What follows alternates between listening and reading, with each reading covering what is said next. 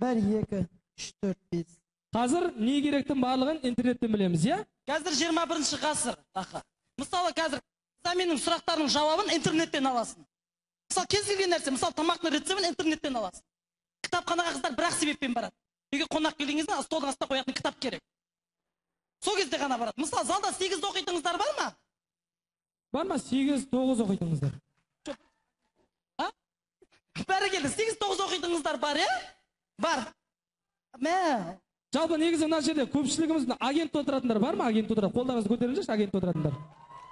Жоқ, ұрмаңыздар, қолдарыңызды көтеріңіздер дедім мен. Бәрекелді, енді отырмайтындар көтерейік. Сотқыш жоқтарына отырмайды. Бәрекелді, е? Мысалы 8-9 оқитын қыздар болатын болса, солар интернеттегі әлеміне тоқталайық, е? Мирға дейсіз ғой? Мирға, аха. Мирға олғаннан кейін 8 оқитын қыздардың авалары примерно мынандай болып келеді.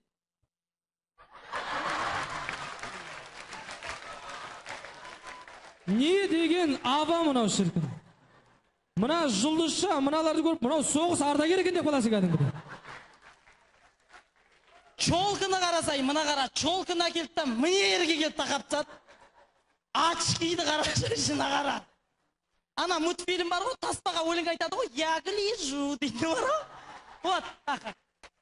Мына қызда 2 көз болатын болса, екеуінде жауып тұрады шығарнау. Немесе мынау ветуледі дейтін қызды ойлап қаласың кәдімгідей көресіз. Кешіріңіздер, ондай жауап. Бәрекелді, мысалы мына қара, осындай қылып қойды, арнасы өрнектеп қойды, 8 оқитын қыздарда жүрек міндетті түрде болу керек. Ол солардың символы. Мынау әдемі сурет қылады, артына жаман екен, артына кілем сатып қойды. Түркістаннан 2000 теңгеге кілем ғой анау. Оборотта жүрген. Сол көрініп қалды, тез осындай әдемі аба қояды да блокқа жазып жібереді. У меня новая ава, оцените, пожалуйста.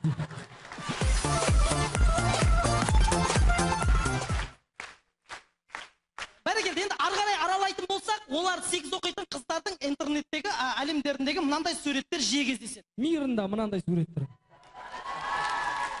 Не мынау, көкем-ау, не мынау? Ит па, мысық па мынау? Қайсы еркек, қайсы ұрғашы мынан, а? Ей, мынаған қарағанша қазақтың жігіттері бар ғой, толып тұр. Мысалы мен... Аға, мынау негізі 8 оқитын қыздардың блогының өзі ыңғайсыз, е? Мысалы, блогқа мынандай қылып жазып береді. Ануар, аузыңды жап! Тархан, ешкім саған сөз берген жоқ. Кім, қайсы мені конференция қосып берген, сотқа записать етіп атар?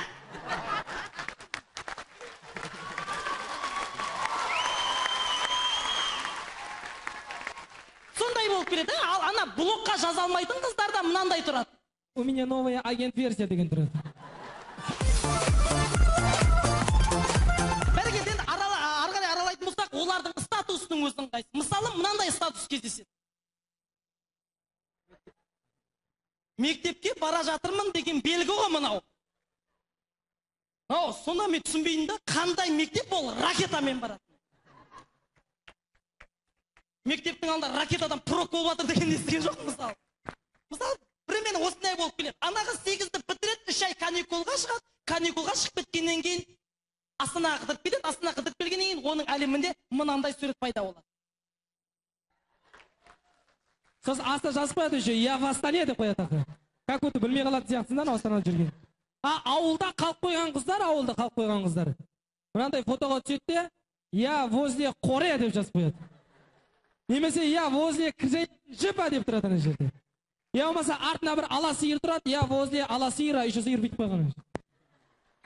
Бәрекелді, енді залда 10-11 оқитын қыздар болатын болса, олардың әлеміне тоқталайық. Олардың әлемі примерно мынандай болып келеді. Мынандай аба қойып қояды да, ең бірінші жігіттерден сұрақ келеді. Ол қандай сұрақ? Сен фотода қайсысың деген сұрақ. Ана қызда әзілге жақын ғой, тақтаның алдында тұрған деп жауап береді ана. Екеуі де тақтаның алдында тұрған ғой десең, шашы бар дейді ал. Мысалы, міне, мынау 10-11 оқитын қыздар, мысалы, мынау мектеппен қошасам деген белгі ғой мынау. 1-2 жылдан кейін қошасам, мектеппен қош айтсам, мектепті қимайым деген белгі. Мысалы, олардың обложкалары пайда болады. Олардың обложкалары примерно мынандай болып келеді. Сосын астына жазып қояды. Я бұйырса ыздам деп. мынау қыздікі ғой, ұлдікі болатын болса д деп қояды мына жер. АТТ болса, Даниядан бастатын болса д деп қояды. Немесе елкін суретін салып қояды, болды. Кешіріңіздер. Жаңа келіп жатыр. Мысалы осындай қылып қояды. Мына негізі біле білсең қазір 10-11 оқитын қыздар ырым сенім мына адамға көп мән береді. Мысалы, осыны 10 адамға тарат, 10 адамға таратсаң, НТ-дан 120 бала аласың. осы емес, ондай SMS маған да келді өткен жол агентте отырсам. Маған келді мына SMS-ті 10 адамға таратпасаң атаның ауырып қалады деп. Кетті қуасың ба деп таратқан жоқ манан. Сөйтіп екіншіге таңертең ұйқыдан тұрсам, мамам келіп тұр, балам, сен кеше SMS-ті таратпадың ау, что-то бел омыртқам қатарлап жүр дейді. Бәрекелді, енді 10-11 оқитын қыздардың статусының өзінің қайсы. Мысалы, мынандай статус кездеседі. Қандай? Оқи алатын шығарсыздар енді. Сосын адамнан сұрайсың, жасың нешеде деп. Жасым 19-да дейді. 19-да болсаң әлі еміп жүрсің ба дейсің анаған. Жоқ, әрине әзіл. Мысалы, тамақ жеп жатырмын деген белгі ғой. Сосын адамнан сұрайсың, қандай тамақ жеп жатсың деп. Агенттегі тамақтың барлығы мясо по-французски деген. Манты, қуырдақ, бешбармақ. Ешкім простой тамақ жемейді ол жақта. А егер шын мәніне келсек, мына жақта рашки мен роллды бүйіріп отырады да бәрі.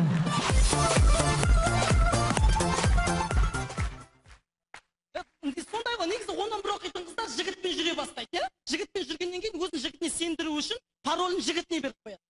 Жақында мен Әйгерім деген қызбен сөйлесіп, Әйгерім қалай жағдай десем, мен Әйгерім емеспін дейді. Ендігіміз десем, жігітіммін дейді. Бәсе даусың грубый деп айтты маған. Әрине әзіл. Мысалы, студент қыздар болады, олардың абалары ерекше болып келеді. Олардың кейбіреулерінің абасы примерно мынандай. Фото жоқ, көз тиеді дейді, ал одан түрім жоқ, сөз тиеді деп жазып қою керек қой астына. Негізі бар ғой, Данияр. Мына фото жоқ қыздардан көп қорқу керек негізі, агентте фото қоймайтын қыздардан. Өткен жолы сондай фотосы жоқ бір қызбен әңгіме соғып отырмын. Сөйтіп айттым, қарындас, сіздің мында фотоңыз жоқ екен, сіздің түріңіз қандай деп. Сосын ол маған жазып жіберді, менің түрім Қазақстан ұлттық арнасында көрсететін дене сияқты деп. Жақсы болды ғой деп қалдым. Үйдегілер қуанып қалатын болды ғой деп. Давай онда площадьта кездесейік дедім, сөйтіп екеуміз площадьта кездестік. Ана қыздың түрін көрдім. Ну енді анау болмай қалды енді. Сосын айттым, қарындас, немене сіздің үйде Қазақстан ұлттық арнасы бір жылда көрсетемін деп.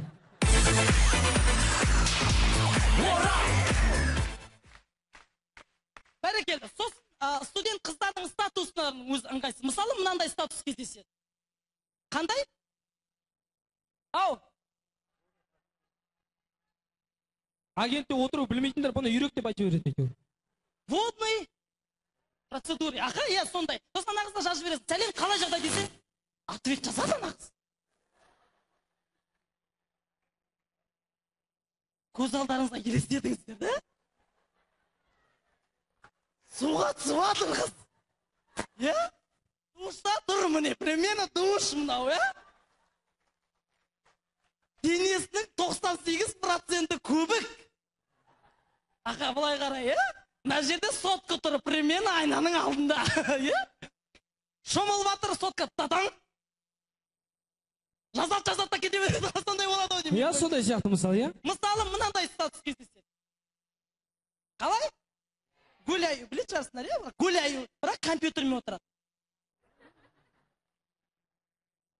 Монитор ұстап жүрген қызды көрдіңдер ме көшеден?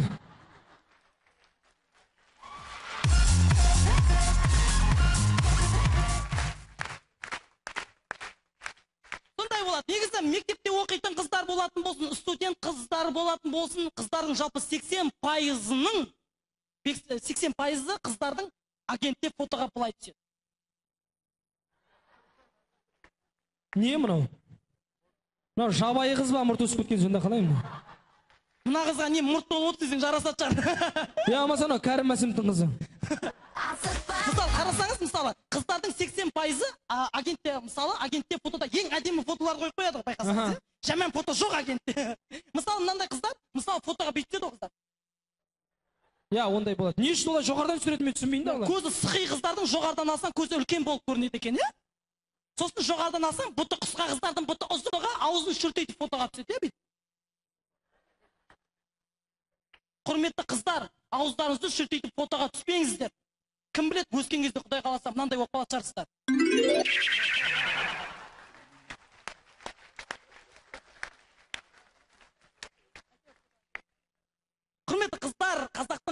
арулар. Сіздер қандай болсаңыздар да, қандай болып суретке түссеңіз деді, біз сіздерді жақсы көреміз.